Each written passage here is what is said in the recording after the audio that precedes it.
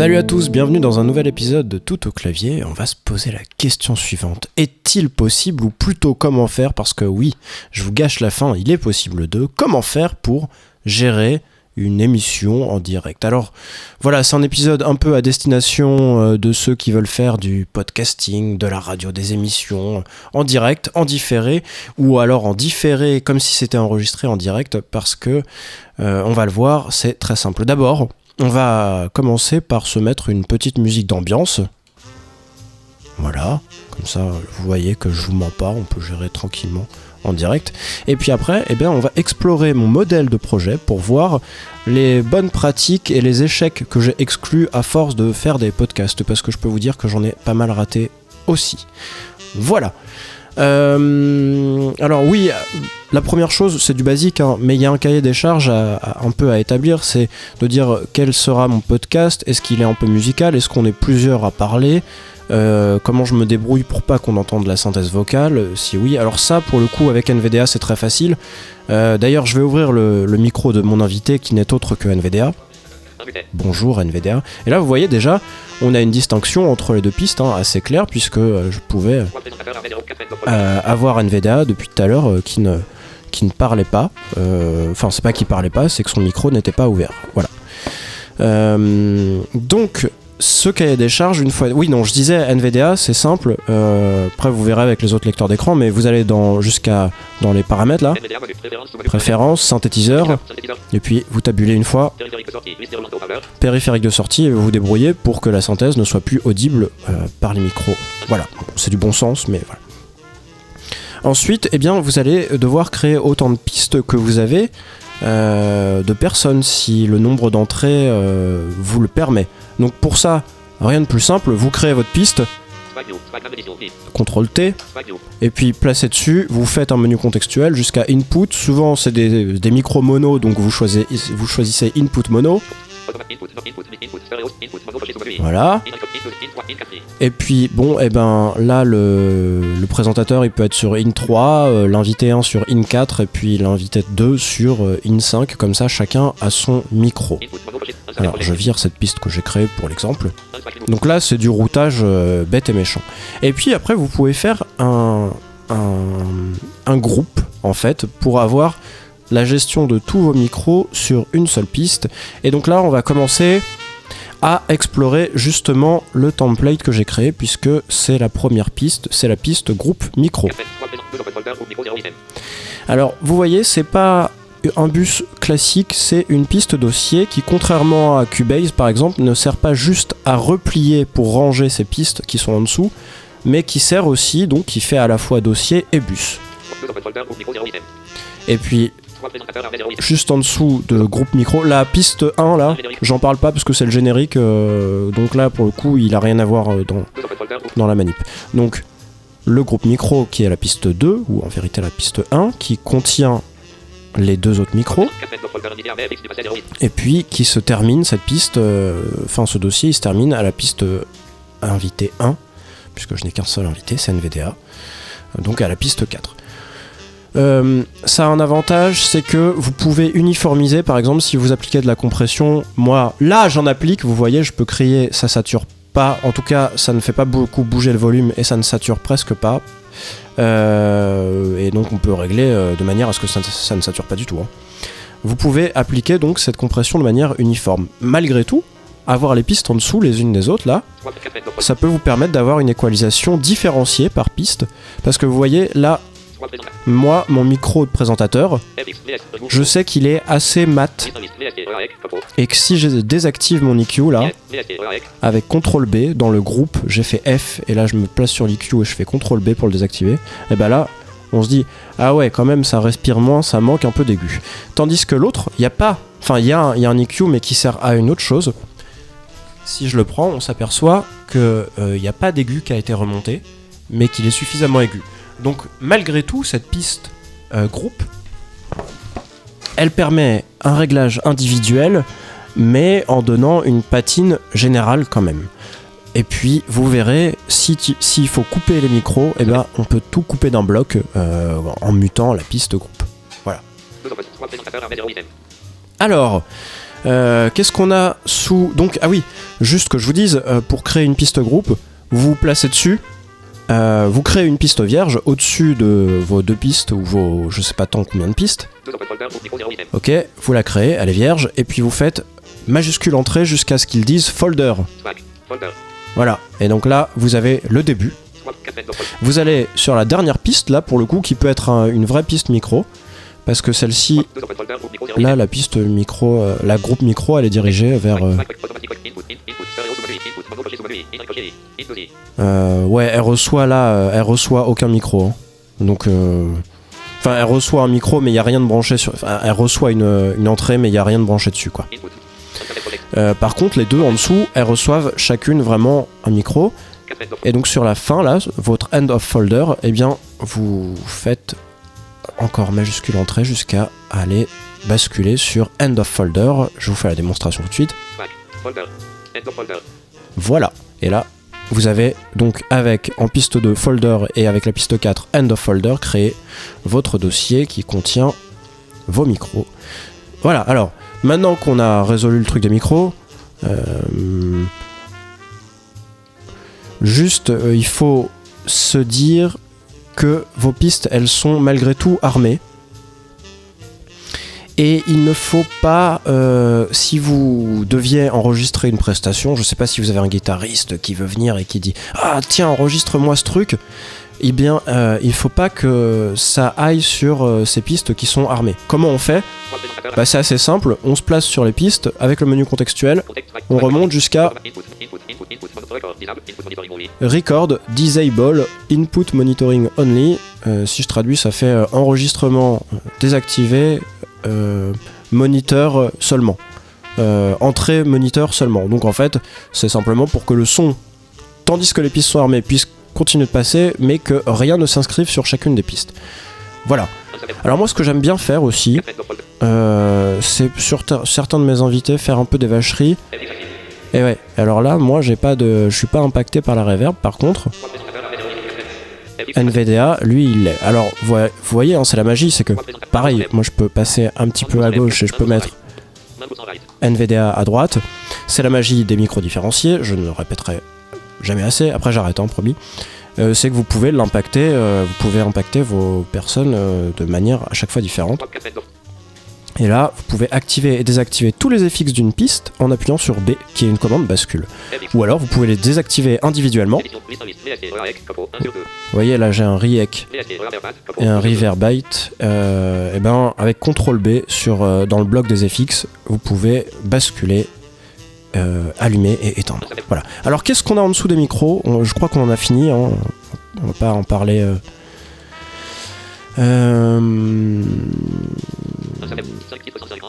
Un truc hyper important. Après donc avoir créé vos pistes micro, vous êtes débrouillé pour ne pas entendre la synthèse, avoir les routages qu'il vous faut, c'est de dispatcher vos éléments dans le temps. Je m'explique. Si on regarde là le nom de mes pistes, particulièrement 5 et 6, elle s'appelle 5, donc 5 c'est le nombre de la piste, mais titre 150, et en dessous il y a ambiance 34. Qu'est-ce que c'est que ces pistes ? Eh bien, 5 c'est les titres musicaux, si vous avez un podcast dans lequel vous voulez diffuser de la musique, et 150 ça veut dire que ça commence au battement 150. Ambiance, en revanche, donc là c'est la petite musique que vous entendez derrière, et elle commence à la barre 34. Qu'est-ce que ça veut dire, battement 34 ? Pourquoi ça ? Eh ben, pour ne pas mettre tous mes éléments audio au même endroit sur la timeline et jouer du mute et des mutes à chaque fois quand je veux laisser passer, lancer un titre. Voilà, ça serait un peu embêtant. Pas pratique, quoi. Donc, je les étale dans le temps. Mes jingles, ma musique d'ambiance, tout ça. Et après, eh bien, j'y saute grâce aux marqueurs et aux régions. Les marqueurs, ça se pose tout simplement en appuyant sur M. Vous vous mettez au début de votre item, vous appuyez sur M, et puis après, vous pouvez y revenir avec de E commercial à A accent grave, donc la touche de 1 à 0 au-dessus de AZERTY. Et les régions, vous faites une time selection du début à la fin, de là où vous voulez que ça aille, quoi. et vous faites majuscule R pour la poser sur la time selection. Et puis vous y sautez avec Alt et commercial jusqu'à Alt accent grave, sachant que ce sont des actions qui vous permettent d'y sauter.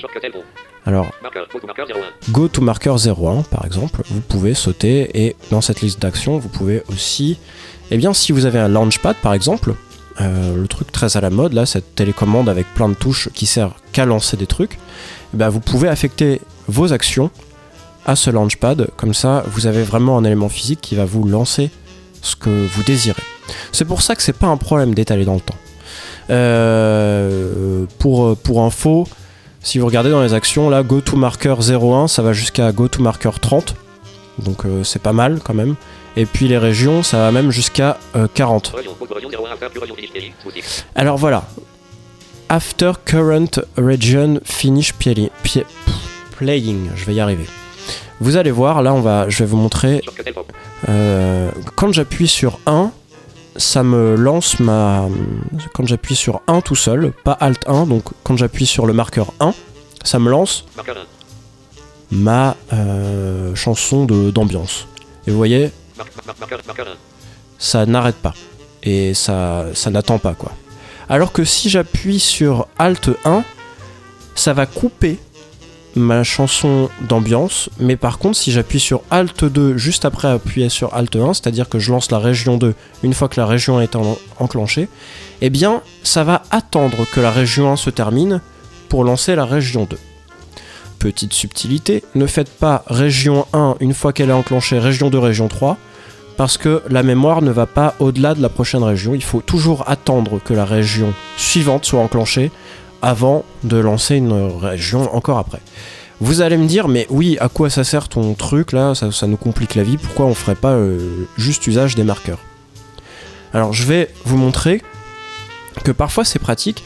Si vous avez par exemple une chanson, un jingle et une autre chanson à lancer, bah des fois vous allez pas, vous êtes comme vous êtes à la fois à l'animation et à la production qu'un homme, et des fois vous allez, un homme avec un grand H, hein, vous pouvez être une femme. C'est pas de ma faute si la langue est sexiste, je m'en excuse. Donc, vous pouvez couper, interrompre la fin alors que c'était pas tout à fait fini. Alors que là, c'est le logiciel qui se charge pour vous de terminer la région. Une fois qu'elle est terminée, il passera à la région 2. Alors, par exemple, je vais faire région 1. Une fois qu'elle sera lancée, je vais faire région 3 pour le jingle.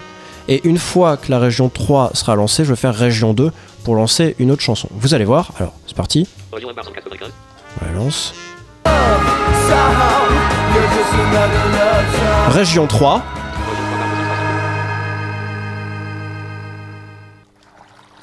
Là je ne touche à rien. La seule chose qu'ils avaient. Et là je vais faire région 2. Pickle sec, RAM et navigue à vue. 2,3 g sous le saphir. Des disques et des bouteilles. Voilà, je tapais dans les mains pour vous montrer que j'avais les mains en l'air. Donc ça c'est bien pratique quand même pour un peu playlister quoi. Et hop, vous avez vu, avec mon marqueur, je suis revenu à la région, pas à la région, je suis revenu à ma chanson. Donc en fait on peut lancer en live sans souci. Et là par exemple, eh bien, si j'utilise les marqueurs au lieu des régions, je peux lancer un jingle qui lui sera interruptif. 2,3 g sous le saphir. 2,3 g sous le saphir. Voilà, là j'ai coupé NVDA parce que. Mais c'est juste pour vous montrer un peu la réactivité du truc. Et vous vous embêtez plus comme ça après. Donc vous avez, grâce aux marqueurs, des trucs interruptifs, grâce aux régions, des trucs qui se lancent seulement une fois que la région est terminée. Si vous avez un launchpad, eh ben, ça vous facilite d'autant plus les choses, sinon ça vous fait quand même pas mal de possibilités avec les marqueurs qui vont jusqu'à 30 et les régions qui vont jusqu'à 40. Alors, vous avez dû entendre que pendant que je vous parlais, pendant que la musique était lancée, vous voyez c'est très bruyant, malgré tout, eh bien j'arrive à couvrir sans difficulté la chanson. Comment ça se passe ce truc ? Bah c'est pas compliqué, mon groupe, mon micro-groupe là, la piste 2. On voit, si on regarde, alors, dans les sends qu'elle est envoyée vers la piste 5, titre. Elle est envoyée sur les canaux 3-4. Je vous montre. J'aurais dû passer directement par I/O.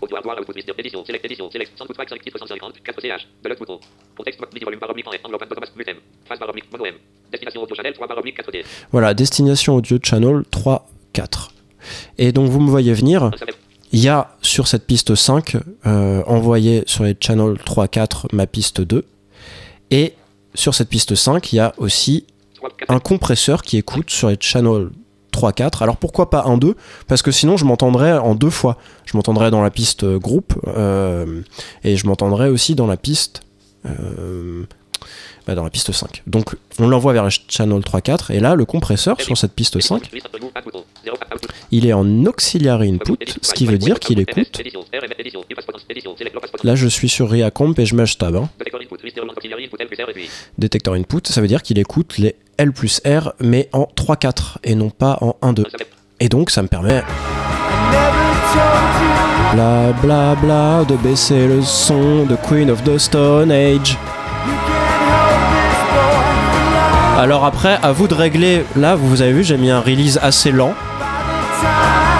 Mais vous pouvez faire ça beaucoup plus brutasse. Hein. C'est à vous de gérer vos attaques, vos releases, etc., etc. quoi. Voilà. Donc ça, je trouve que c'est le petit raffinement vraiment très cool. Et là, si je veux dire... On se retrouve juste après ce titre, j'appuie juste sur ma piste groupe micro, je fais mute avec F5.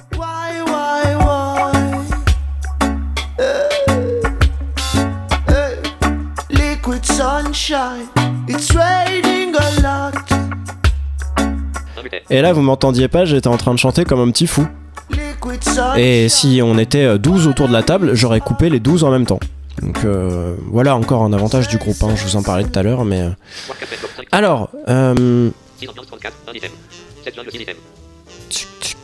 regarde les pistes hein, un peu pour voir si j'oublie rien. Je vous ai parlé des FX, propres à chaque piste. Voilà, alors là j'ai une piste extrait, j'aurais pu mettre un sampler dessus pour, si j'avais un clavier sous la main, m'en servir aussi un peu comme launchpad improvisé. Pour lancer à chaque bruit, alors il faut mettre un sampler égale un bruit, donc si vous voulez mettre 10 bruits, vous mettez 10 samplers sur votre piste. Mais bon, c'est pas très compliqué, si on a préparé son émission, ça va vite. Je rappelle aussi que vous pouvez faire des modèles de pistes pour vous accélérer un peu les choses. En gros, là, c'est en termes de projet un peu la seule chose qu'il y a à dire. Mais... on peut vouloir maintenant, une fois qu'on a fait toute cette préparation, eh bien, émettre vraiment en direct. Et alors là, comment ça se passe ? Eh bien, depuis la version 5.50 de Reaper, il y a un petit plugin qui s'appelle ReaCast. ReaCast, c'est un plugin donc qui vous permet d'émettre via Shoutcast. Donc vous vous créez un compte sur shoutcast.com et dans ce compte, vous allez voir, vous pouvez créer une radio. Il y a deux types de radio, il faut choisir la numéro 1, vous allez voir c'est des titres, donc il y a Crit Radio et Crit Radio, vous choisissez le premier des deux titres. Si vous faites un CRF, normalement la première radio est en jaune et la deuxième radio est en bleu, il faut choisir donc la jaune. Et là vous allez obtenir un identifiant, un mot de passe. Alors je vous montre ReaCast, si vous le posez, il faut le poser sur la piste qui reçoit tout ce que vous émettez. C'est-à-dire là sur la piste master, sauf si vous avez une deuxième piste master et que vous voulez pas le poser sur la piste master. Bon, je vous complique pas les choses, juste comprenez que si vous la posez sur la piste ambiance, la ReaCast, eh bien on n'entendra que cette petite... Enfin, de l'autre côté, les auditeurs n'entendront que votre petite musique, les belles trompettes, la batterie, tout ça, et pas vous qui parlez, même si vous entendez. Eh bien ça ne streamera que la piste sur laquelle il est posé. Donc, CTRL à thème pour faire apparaître le master. Voilà. Et puis là, F, on met ReaCast. Et voilà. Et donc là,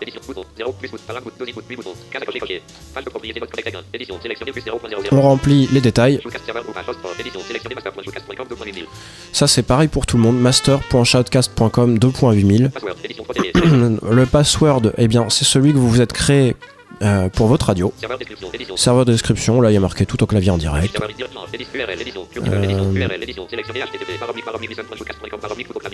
Voilà, alors là c'est toujours listen.shoutcast.com// votre nom de radio. Donc là vous avez les réglages dans le codage. Hein. Bitrate 128. Et là, si vous cochez cette case broadcast, eh bien vous êtes en direct. Pour vous éviter de retaper à chaque fois toutes ces infos, même si c'est pas hyper long, vous allez voir là juste avant plus et param, on voit que j'ai créé un petit preset Take Radio, tout au clavier radio. Et ça, pour le faire, il suffit d'aller juste un tab après sur plus. Ça ouvre un menu contextuel. Et vous faites Save Preset. C'est pas compliqué. Et donc là, vous êtes en direct face à tout le monde. Vous avez une interface web sur votre radio qui vous permet de connaître votre URL, qui vous permet de faire certains petits réglages. Pour le coup, ça c'est propre à Shoutcast. Je vous laisse regarder. Ça n'a pas grand chose à voir avec Reaper. Et bien après, si vous voulez rediffuser ce direct, c'est ce que je fais, sauf que là je ne stream pas en direct. Vous allez voir, il y a un truc super dans Fichier, Files, vous remontez, et ça s'appelle Save Live Output to Disk. Et ça, ça vous permet d'enregistrer tout ce qui se produit, tout ce qui entre dans votre DAW, Digital Audio Workstation. Que même si vous arrêtez d'enregistrer, vous reprenez l'enregistrement. En fait, là, c'est ce que j'utilise pour tous les podcasts. C'est la sauvegarde de ce direct, même en différé. Après, ça vous permet de le rediffuser. J'espère que j'ai répondu à toutes vos questions. Si ce n'est pas le cas, et même si c'est le cas, n'hésitez pas à me suivre sur Twitter. Je m'appelle @toutauclavier. À vous abonner à la chaîne YouTube, à mettre des j'aime. Vous avez vu là comment je promotionne maintenant, c'est fou ça, je le faisais pas dans les premiers épisodes. Bref, réagissez. J'espère que cet épisode vous a convaincu. Il était un peu plus long qu'à l'habitude, je m'en excuse et je vous souhaite de bons jours à suivre. Ciao.